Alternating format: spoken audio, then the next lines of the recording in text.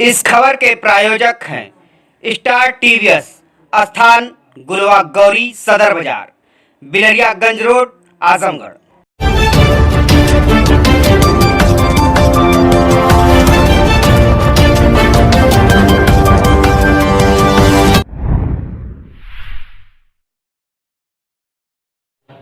नमस्कार, मैं हूं ज्ञानेंद्र मिश्रा और आप देख रहे हैं शेर आजमी न्यूज। सबसे तेज और सबसे सटीक खबर देखने के लिए बने रहिए शेर आजमी न्यूज के साथ। अब खबर विस्तार से। समाजवादी पार्टी की सरकार बनने के बाद गोपालपुर विधानसभा में ऐतिहासिक विकास कार्य हो गया। नफीस अहमद जी हां, आपको बता दें कि आजमगढ़ गोपालपुर विधानसभा से वर्तमान विधायक व सपा प्रत्याशी नफीस अहमद ने आज हमारे वरिष्ठ सहयोगी शमीम जयराजपुरी से बातचीत करते हुए कहा कि समाजवादी पार्टी की सरकार बनने के बाद गोपालपुर विधानसभा में ऐतिहासिक विकास कार्य किया जाएगा। जनता खूब समझती है कि कौन प्रत्याशी बेहतर है और फैसला भी कर चुकी है कि समाजवादी पार्टी की सरकार बनानी है। नफीस अहमद ने कहा कि समाजवादी पार्टी की सरकार बनने पर किसी भी समुदाय व संप्रदाय के साथ उत्पीड़न और अत्याचार नहीं होगा और जो भी पीड़ित हैं उनके साथ न्याय होगा। उन्होंने कहा कि जनता बीजेपी के झूठे वादों और झूठे नारों को समझ चुकी है। जात पात, हिंदू मुसलमान और शमशान कब्रिस्तान की बेकार की बातें करने से जनता का कोई भला नहीं होने वाला। जनता परिवर्तन चाहती है, रोजगार चाहती है, विकास चाहती है, नौकरी चाहती है और महंगाई से छुटकारा चाहती है। उन्होंने कहा कि बीजेपी की सरकार में उत्तर प्रदेश का क्या हाल हुआ। किसानों, छात्रों एवं शिक्षकों ने जब अपना हक अधिकार मांगा तो उनके ऊपर लाठियां बरसाई गई। उन्होंने कहा कि बीजेपी की सरकार में लोगों का सिर्फ उत्पीड़न हुआ है।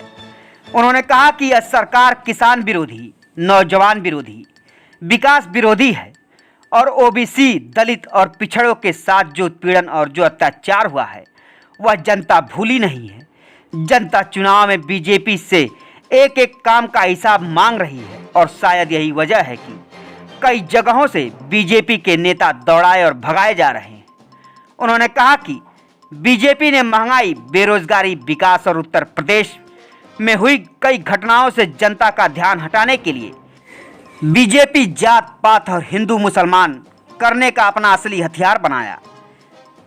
हमारे वरिष्ठ सहयोगी शमीम जयराजपुरी से बातचीत करते हुए सपा प्रत्याशी गोपालपुर विधानसभा से नफीस अहमद ने क्या कहा, आइए आपको दिखाते हैं यह रिपोर्ट। हमारे साथ हमसे बात करने के लिए मौजूद हैं गोपालपुर विधानसभा से वर्तमान विधायक नफीस अहमद साहब, जिनके ऊपर जो समाजवादी पार्टी ने एक बार फिर भरोसा किया है और गोपालपुर विधानसभा से आपको टिकट मिला है, आप प्रत्याशी हैं। आइए हम इनसे पूछते हैं कि 5 साल तक यूपी में समाजवादी पार्टी की सरकार नहीं रही है, समाजवादी पार्टी ने एक बार फिर आपको टिकट दिया है। गोपालपुर विधानसभा में विकास को लेकर जो है क्या काम बाकी रह गया है, क्या काम अधूरा है, जिनको आप पूरा करेंगे चुनाव जीतने के बाद? पहले तो मैं आपके ज़रिए से समाजवादी पार्टी के राष्ट्रीय अध्यक्ष, किसानों, नौजवानों, मजलूमों की आवाज़ आदरणीय अखिलेश यादव जी का शुक्रिया अदा करता हूं कि उन्होंने मुझे फिर से गोपालपुर की महान जनता की सेवा और ख़िदमत करने का मौका दिया। साथ ही साथ जिस दिन से गोपालपुर की जनता ने मुझे अपना विधायक चुना 2017 में, लगातार हमने सड़क से लेकर विधानसभा तक गोपालपुर की जनता की भलाई के लिए, विकास के लिए भाजपा की सरकार से लड़ते रहे और जितना हमसे हो सका गोपालपुर की आवाज़ को उठाया और उठाने के बाद जो संभव हो सकता था वो काम हमने कराया और आगे भी हम गोपालपुर की आवाज़ को मजबूती से विधानसभा में रखने का काम करेंगे। सांप्रदायिक शक्तियों की तरफ से इन 5 सालों में जिस तरह से हिंदू मुसलमान, शमशान कब्रिस्तान, पाकिस्तान के नारे लगाए गए, जो है ये सब जो मुद्दे हैं उनको जो है हवा दिया गया। क्या कहीं न कहीं जनता महंगाई, बेरोज़गारी और जो है विकास के मामलों को लेकर जो है बहुत परेशान रही। क्या इस इलेक्शन में ये जो सांप्रदायिक जो मुद्दे हैं, जो नारे हैं, इनके वरगलाने में जनता आ जाएगी या फिर जो है महंगाई और बेरोजगारी के खिलाफ वोट करेगी? देखिए, आज पूरे उत्तर प्रदेश की जनता, चाहे वो किसान हो, चाहे वो नौजवान हो, चाहे गरीब तबका हो, हर कोई माननीय अखिलेश यादव जी को इस सूबे की कमान सौंपना चाहता है, माननीय अखिलेश यादव जी को मुख्यमंत्री बनाना चाहता है। क्योंकि इन 5 सालों में किसानों के साथ जुल्म की इंतहा पार कर दी भारतीय जनता पार्टी ने, और वादे जो किए थे वो पूरा नहीं किया।